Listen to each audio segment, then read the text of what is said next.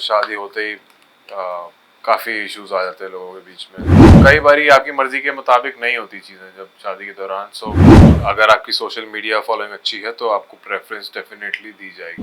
अगर जो चीज़ एक कंट्रोवर्सी पे सरवाइव करेगी तो आप कितनी कंट्रोवर्सीज करते रहोगे, लेकिन talent will always stay with. Manisha है तो एक इन्फ्लुएंसर है। भैया टीसी मासी फिर से स्वागत कर रही है। इस बार खूब टाइम लग गया, लेकिन देख लो कौन आए हैं आज, एकदम चमक रहे हैं। और हाले दिल तो देखा ही रहे होगे, तो भैया पहले तो खूब खूब बधाई है और हर्षद अरोड़ा जी का खूब खूब स्वागत है हमारे चैनल में। अच्छा लगा हमसे मिलके, बहुत ही अच्छा लग रहा है आपको देखकर, आपसे मिलकर। हमारे जैसे बोलने लगे हैं तो अच्छी बात है। हमको ऐसा ही अच्छा लगता है कि जो घुल मिल जाते हैं तुरंत, ये नहीं कि बिल्कुल ऐसे क्या बोलते हैं आजकल फ्लैक्स करें अपनी इंग्लिश, वो हमको अच्छा नहीं लगता है। ऐसे ही घुल मिल जाना चाहिए। तो भैया हाल दिल में आ रहे हो आप, पहले तो हम बाद में बात करेंगे। कहाँ थे यार आप इतने टाइम तक? मतलब हम लास्ट आपको गुम है किसी के प्यार में देखे रहे, इतने सोच हम देखते आ रहे हैं, आपके दहलीज भी हम देख रहे हैं, क्या बढ़िया बढ़िया सोच के फिर कहाँ ऐसे ब्रेक ले लिया आपने? हाँ, हम गायब थोड़ा वक्त लिया। टीवी में से थोड़ा सा गैप देना चाह रहा था मैं, और अच्छा कुछ कंटेंट की वेट कर रहा था। टीवी ऐसा नहीं है कि बहुत अच्छे अच्छे शोज आए थे, बट मुझे मेरी पसंद का जो मैं चाह रहा था वैसा कुछ नहीं मिल रहा। इसीलिए मैं वेट कर रहा था कुछ अच्छा। यू नो आजकल बहुत नया चलन है ओटीटी और यूट्यूब सीरीज जो भी हमने देखा इसका। तो जब ड्रीम यात्रा के यहाँ से मुझे अप्रोच किया गया, सो मुझे लगा ये सही है शो, मज़ा आएगा करने में। तो लेकिन आजकल हम देखें, मतलब बहुत सारे टीवी एक्टर से हम मिलते रहते हैं, अब तो हमारा उठना बैठना लगा रहता है। तो भैया सबको ऐसे इंतजार रहता है, एक तो टीवी में कुछ अच्छा है, क्योंकि सबको ऐसा लग रहा है कि वही घिसी-पिटी कहानियाँ आ रही हैं, मतलब जो आती रहीं, और सबको एकदम मूवीज़, और ऐसा नहीं है सबको ग्रो होने का मन करता है लाइफ में। पर उस कारण कहीं न कहीं हमको लगता है ब्रेक लग जाता है, मतलब एकदम तुरंत से चीज़ें नहीं मिल पाती हैं। बिल्कुल सही बात है। अब आप देखो, मेरा एग्जांपल ले लो। मुझे 12 साल हो गए इंडस्ट्री में। मैं 7-8 शोज कर चुका हूँ एज ए लीड। तो आज भी मतलब अपनी टर्म्स पे काम करना इट्स नॉट दैट इजी। सो अगर ये फैसला टोटली आपका होता है कि अगर आप थोड़ी क्रिएटिव लिबर्टी लेना चाहते हैं और अगर आप अफोर्ड कर सकते हैं इतना लंबा एक सबैटिकल लेने के लिए, या फिर आप जो आए उससे करते रहें, वो एक खुद का चॉइस रहता है।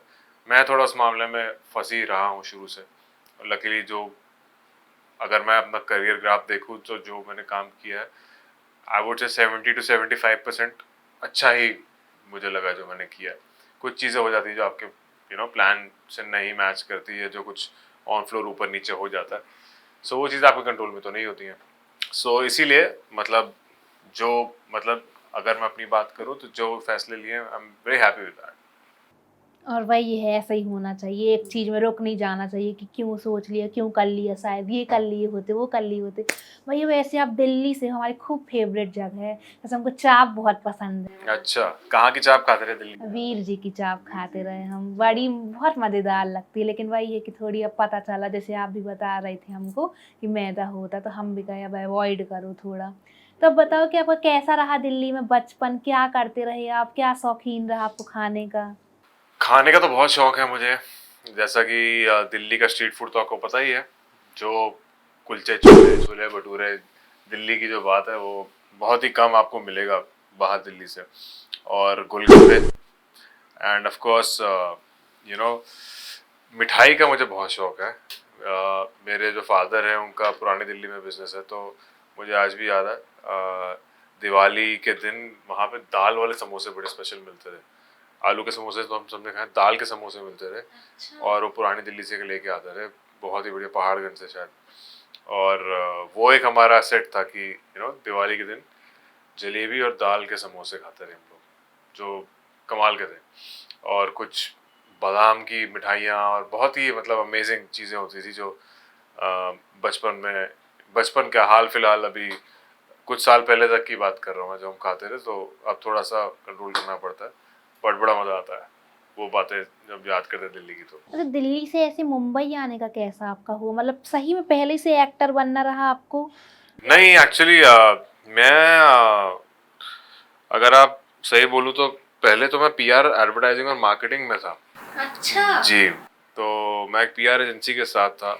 हाँ, मतलब मैं मॉडलिंग शूट्स वगैरह करता रहता था दिल्ली में कॉलेज के बाद से ही। लेकिन जब मैं वहाँ जॉब करता रहा तो मुझे बॉम्बे से कॉल्स अक्सर आते थे ऑडिशंस वगैरह के लिए समहाउ। एंड अब आप लक बोलिए कुछ, मैंने एक दिन डिसाइड किया कि मुझे जाना है बॉम्बे।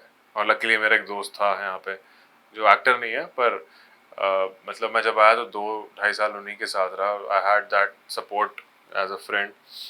सो वो एक घर की टेंशन नहीं थी मुझे सच की, जो एक स्ट्रगल नॉर्मल लोगों का होता है।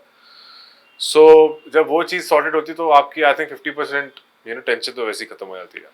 तो लकीली मेरे पास एक वो सपोर्ट था। और जब मैं आया तो आई थिंक 2013 की बात है, और 2013 के एंड में आते आते मुझे बेइंतहा मिल गया था। सो उस मामले में आई वुड से कि मैं फॉर्चुनेट था कि मुझे मेरे पहले ईयर में ही लीड ब्रेक मिल गया।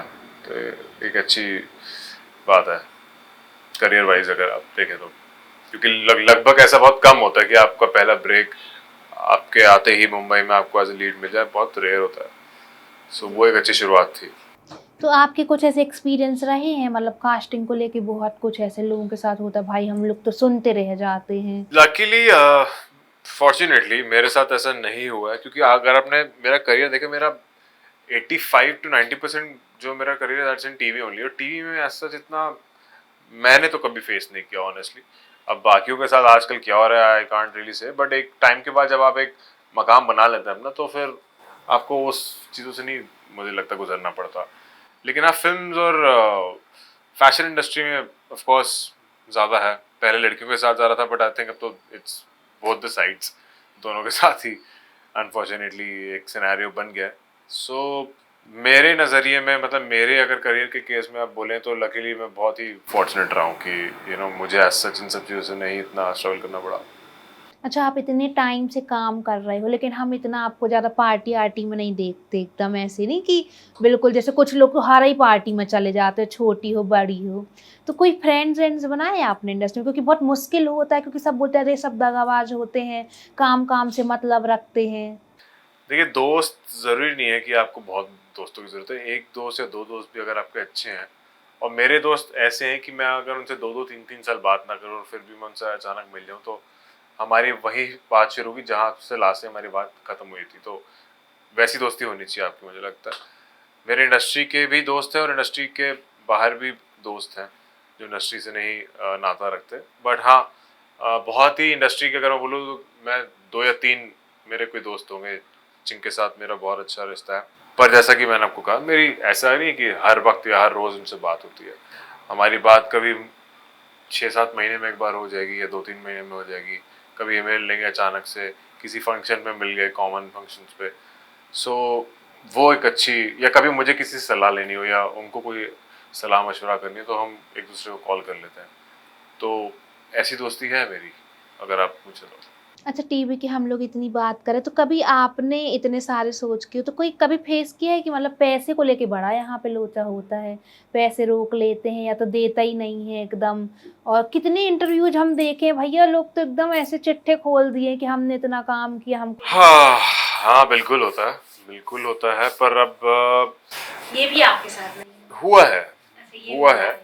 पर मैं बोलना नहीं चाहूँगा कि के कौन से शो नहीं में नहीं, हुआ वो है। तो नहीं। और बहुत अच्छी, मतलब अच्छे मेरी उनके साथ टर्म्स भी हैं। लेकिन अब आप अगर पूछे तो देखिए, आज की डेट में हर दूसरा तीसरा प्रोड्यूसर प्रोड्यूसर जब शो बनाता है, तो जब शो खत्म होता है, एक तो शो की शेल्फ लाइफ भी नहीं पता होती है आपको आज की डेट में कितना चलेगा या कितना नहीं।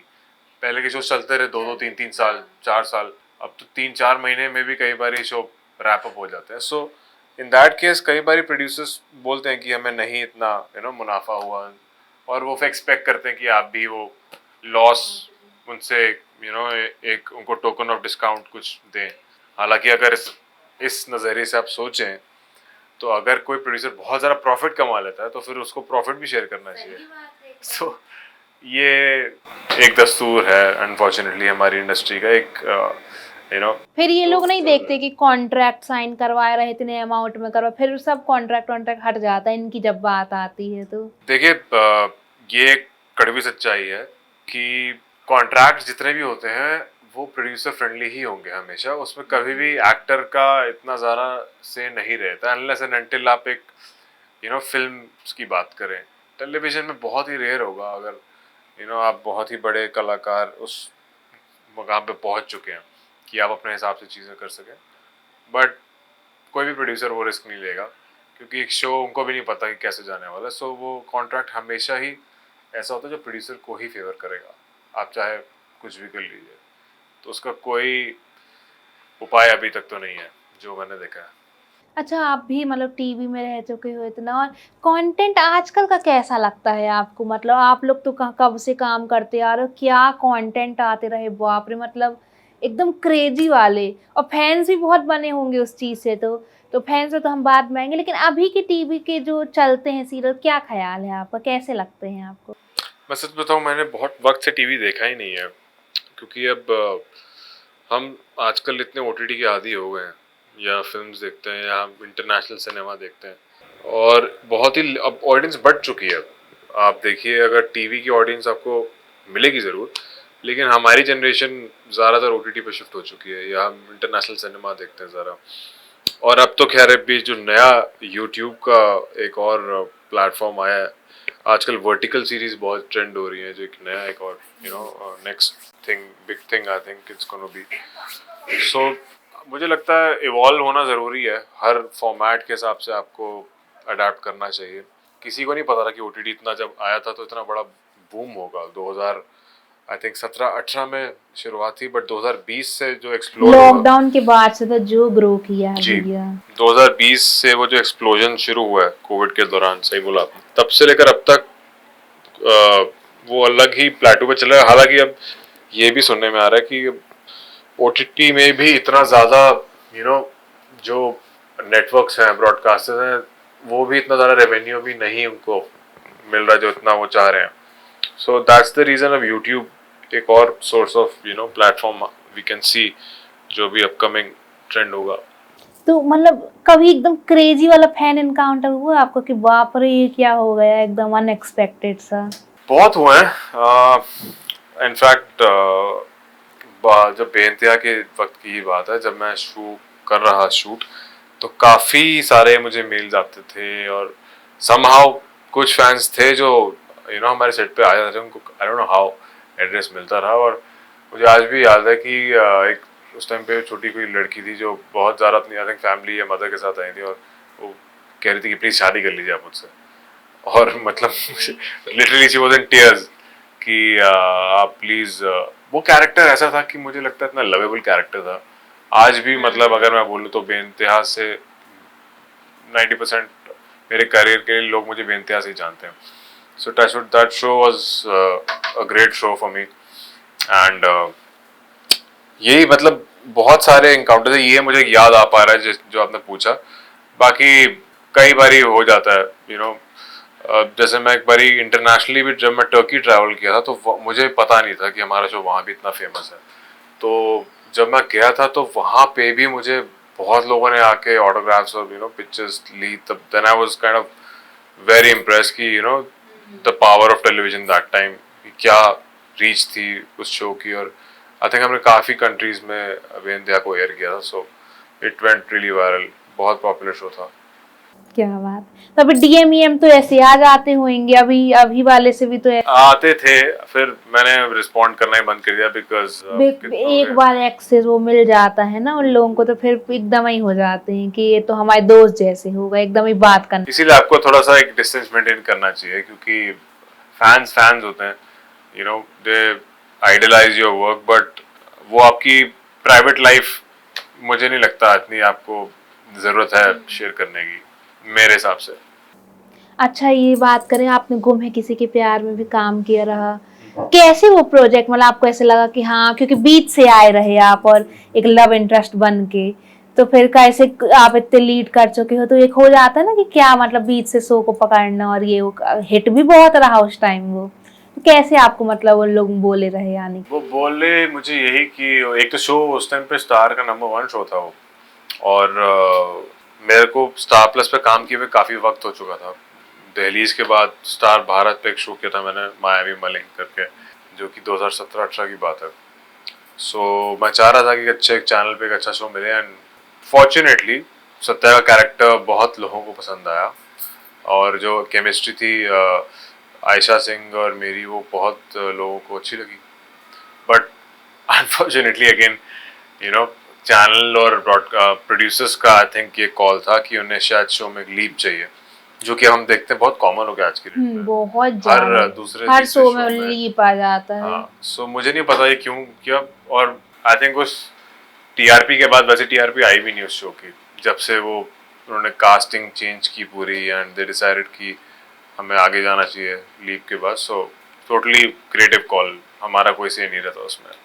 तो आयशा सिंह से इतनी बढ़िया आपकी केमिस्ट्री, हम रील भी देख रहे हैं आप लोगों की, तो अभी बात होती हो आप लोग अब टच? नहीं होती, बट बहुत ही खुश मिजाज इंसान है, बहुत ही बिंदास लड़की है, अच्छी लड़की है, और ऑफ कोर्स टैलेंटेड तो है ही, एंड इवन नील बहुत हार्ड वर्किंग है, डेडिकेटेड है।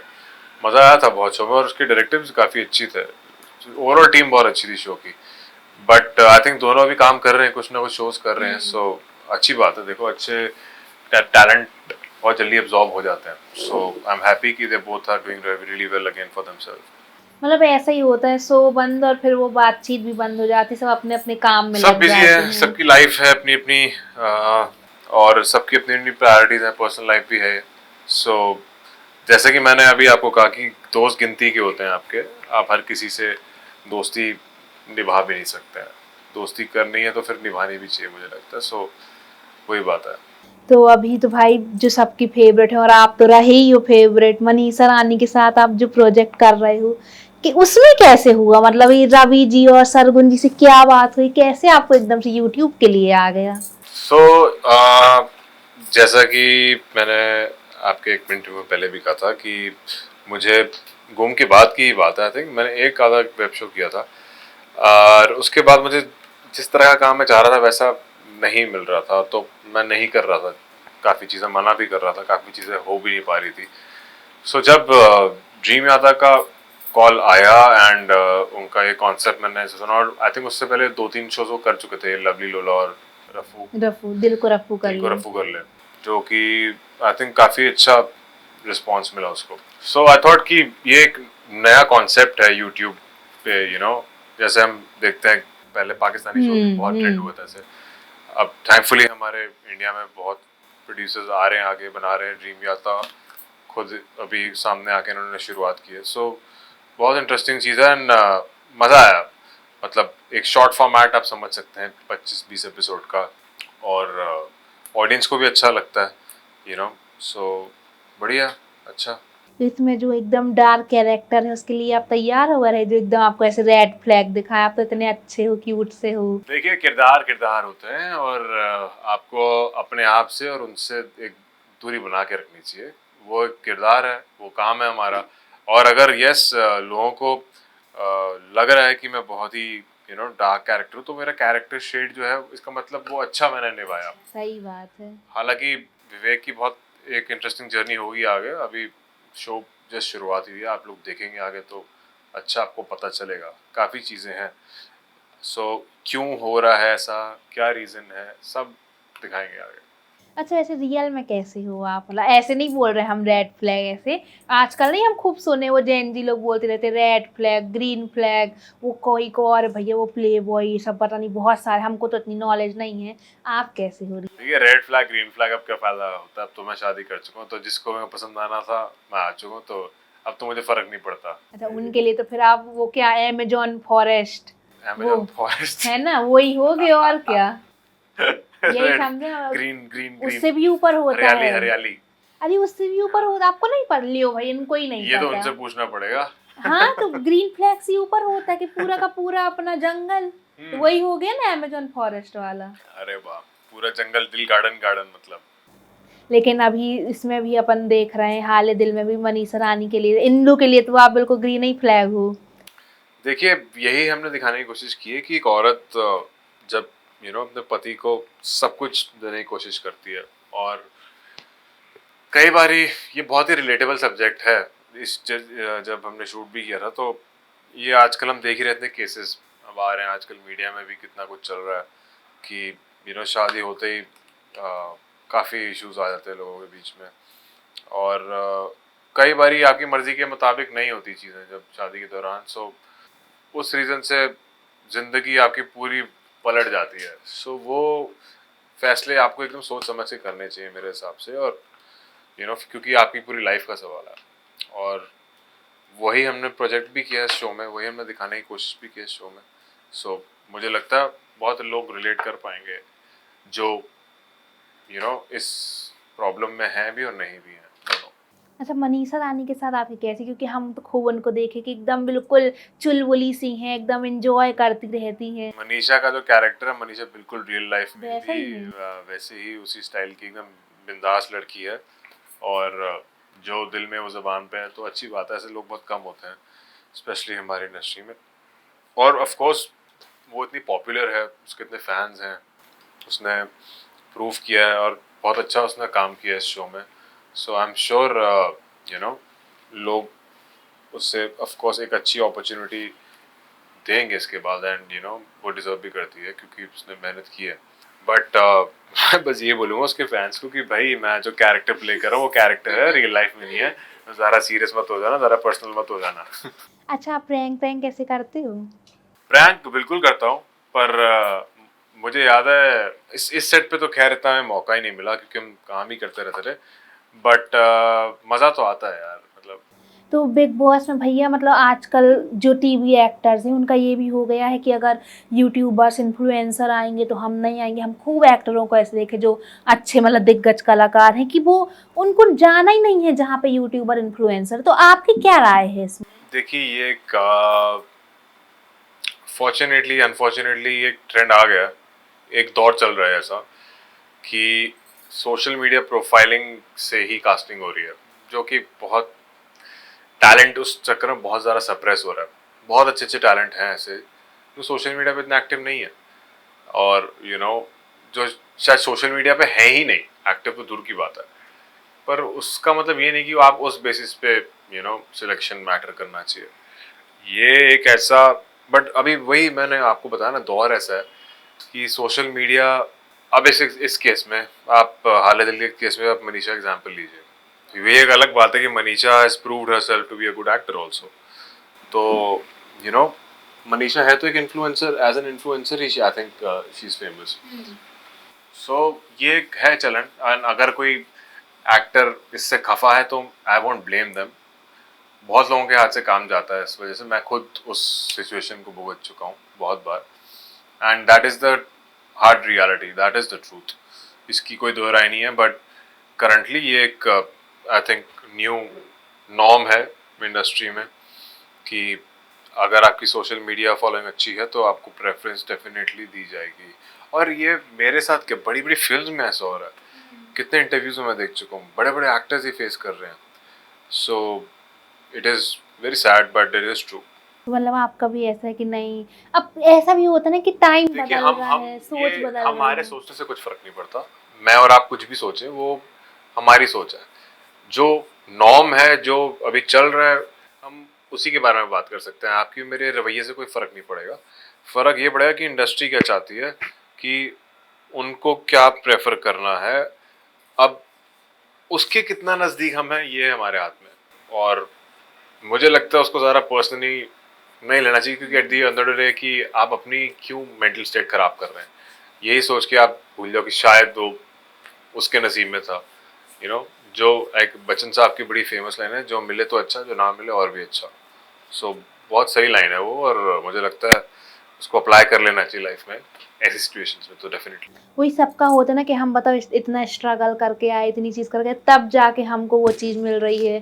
जैसे हमने एक लास्ट इंटरव्यू किया था, वहाँ भी लोगों ने यही बोला कि हाँ, और कुछ लोग बस कंट्रोवर्सी करके और बस फेमस होके और आ जाते हैं। और ऐसा नहीं है, मेकर्स भी बुलाते हैं भाई, उनको ही बिजनेस मिलता है, उनके ही फॉलोअर्स हैं। बिल्कुल ये फैक्ट है। और अब क्या नाम लिया जाए और क्या बोला जाए, बट ये एक ट्रेंड है। और बट मैं एक ये भी बात बोलना चाहूँगा कि ये इसकी शेल्फ लाइफ जो है ना बहुत कम होगी। अगर जो चीज़ एक कंट्रोवर्सी पे सरवाइव करेगी तो आप कितनी कंट्रोवर्सीज करते रहोगे, लेकिन talent will always stay with you. आपका टैलेंट आपको एंड तक लेके जाएगा ही जाएगा। और आप इंडस्ट्री में रिकग्नाइज भी वैसे ही होगे। If you are known for your talent, then there is a different respect.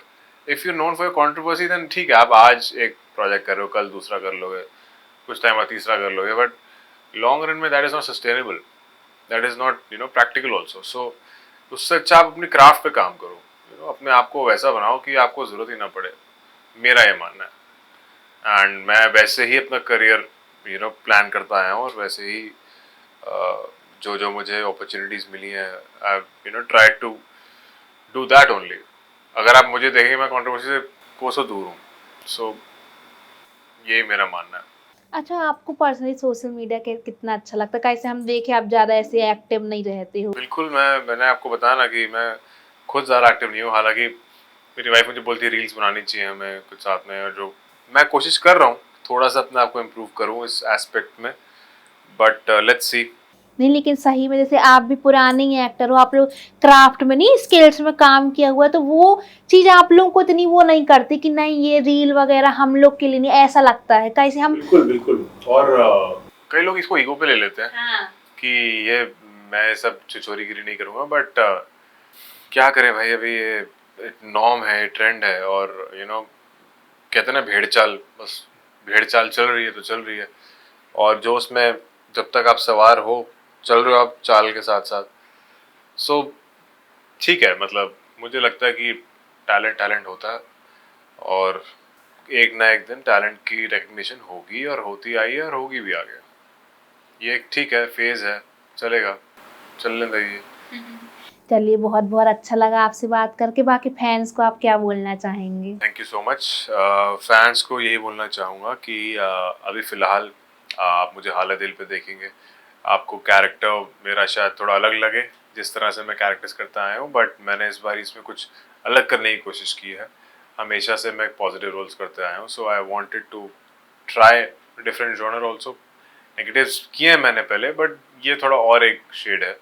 सो आप उस लिहाज से उसे देखिए, परफॉर्मेंस लिहाज से, and give us your love to all of us, the entire cast of Haladil, and give us your blessings, and hopefully बहुत जल्द आप किसी और प्रोजेक्ट में भी मुझे देखेंगे। So thank you so much। खूब खूब शुक्रिया हमारे साथ बैठ। और टेली चक्कर पे मुझे देखने के लिए बहुत बहुत शुक्रिया। एंड प्लीज़ आप इनके चैनल को लाइक सब्सक्राइब कीजिए, कमेंट कीजिए, इनकी वेबसाइट को अप्रिशिएट कीजिए, और टीसी मासी का तो शो डेफिनेटली सब्सक्राइब करिए, लाइक करिए, और इनके लिए बहुत सारे कमेंट्स भी लिखिए। बहुत बढ़िया काम कर रही है।